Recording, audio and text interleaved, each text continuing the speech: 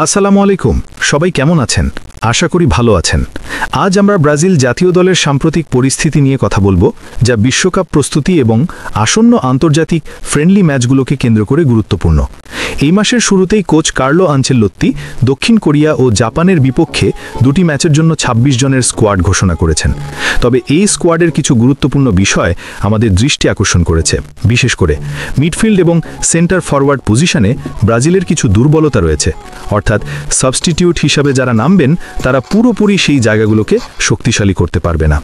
তবে আজ আমরা আরও গভীরভাবে একটি বড় সমস্যা নিয়ে আলোচনা করতে চাই, যা হলো প্লেমেকারের অভাব। বর্তমানে ব্রাজিলের স্কোয়াডে এমন একজন খেলোয়াড় নেই যিনি পুরো ম্যাচ কন্ট্রোল করতে পারবে এবং আক্রমণ ভিত্তিক খেলায় বল সঠিকভাবে ফরওয়ার্ডের কাছে পৌঁছে দিতে পারবে। এই জায়গার গুরুত্ব আগে নেইমার জুনিয়র পুরোপুরি নিয়েছিলেন। ২০১৬ থেকে ২০২৩ সাল পর্যন্ত যখন ব্রাজিল আক্রমণ চালাতো, তখন নেইমারই ছিলেন সেই প্লেয়ার যিনি ম্যাচের গতি, ক্রিয়েটিভ পাস এবং আক্রমণের ধরন ঠিক করতেন। কিন্তু বর্তমানে নেইমার নেই এবং এই জায়গায় কার্যকর কোনো প্লেমেকার পাওয়া যাচ্ছে না। বর্তমানে রদ্রিগোকে হয়তো এই ভূমিকা দেয়া যেতে পারে, তবে তিনি দীর্ঘদিন ধরে প্লেমেকারের ভূমিকায় খেলেননি। রিয়াল মাদ্রিদের হয়ে তিনি এখন লেফট উইঙ্গার হিসেবে খেলছেন। গত ২-৩টি আন্তর্জাতিক কলাপে তার ডাকও আসেনি, অর্থাৎ রদ্রিগোকে নামানো হলে সেটি এক ধরনের নতুন পরীক্ষা হবে, যা ব্রাজিলের জন্য ঝুঁকিপূর্ণ হতে পারে। অন্যদিকে ম্যাথিয়াস কুনহা নামের আরও একজন সম্ভাব্য অপশন আছে, যিনি মাঝে মাঝে এই ভূমিকায় কিছুটা ভূমিকা নিতে পারেন। তবে এখানে প্রশ্ন হলো, এটি কি পর্যাপ্ত হবে নাকি আরও সৃজনশীল একটি প্লেমেকারের প্রয়োজন? আরও একটি সম্ভাব্য নাম হলো ব্রুনো গিমারেজ।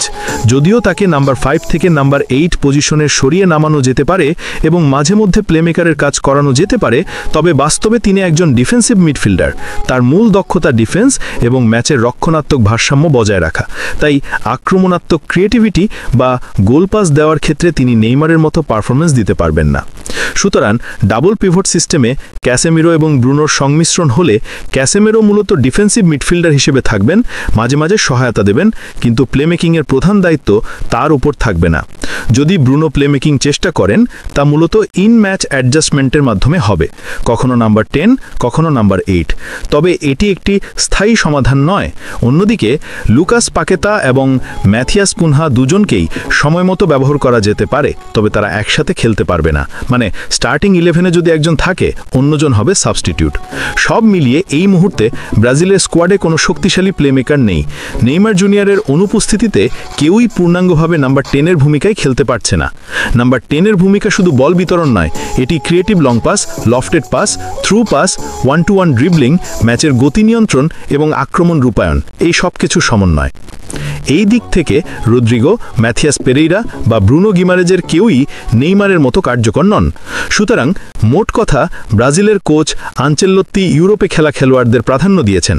স্কোয়াডের 24 জন ইউরোপে খেলে এবং শুধুমাত্র 2 জন ব্রাজিলিয়ান লিগের ফুটবলার, একজন গোলকিপার, একজন ডিফেন্ডার। ফলে ব্রাজিলিয়ান লিগ থেকে কোনো উপযুক্ত প্লেমেকার ডাক পড়েনি। এটি আরও বাড়িয়ে তোলে প্লেমেকারের ঘাটতির সমস্যা। ফ্রেন্ডলি ম্যাচের জন্য আনচেলত্তি সম্ভবত রদ্রিগো, ব্রুনো, লুকাস পাকেতা অথবা ম্যাথিয়াস কুনহাকে ব্যবহার করবেন, তবে এদের কেউই নিখুঁত সমাধান নয়। তাই ব্রাজিলের প্রধান দুশ্চিন্তা হলো নাম্বার 10-এর জায়গায় কার্যকরী প্লেমেকার তৈরি করা।